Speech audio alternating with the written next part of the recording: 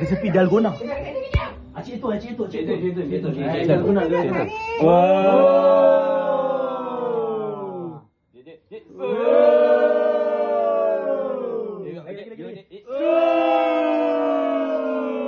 Boleh tarik pusing tu, Cik?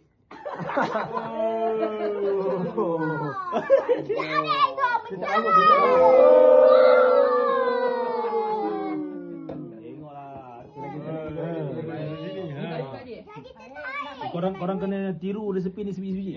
Bekas besi pun kena cari. Yalah tumpah, yalah. Masya-Allah.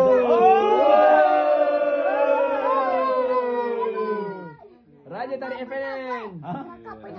Yang kulit hitam. Tak jadi. Dia punya ni buat power.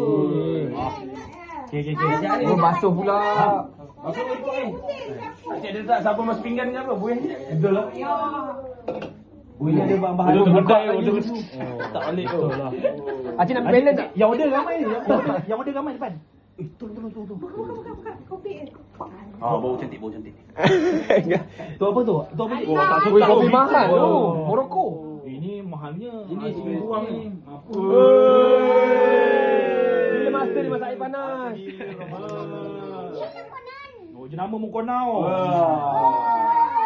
Ada dia kata Mukonau. Boleh tak ada? Nak buat ni memang kena pakai mask eh. Sur. Dia tak tarik dia bukan kira tepi je. Kau tengok. Macam kenduri tadi tu. Tak pakai. Tak pegang. Dia ambil minyak hitam. Beli baru. Oi, habis tu. Astagfirullahalazim.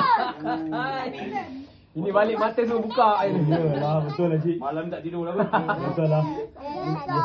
Nak dukung? Oh, baik. Air kenduri tadi. Dia dah bahaya dah. Air kenduri tadi. Oh, sorry. Sur. Syukur tiga. Tunggu. Alah.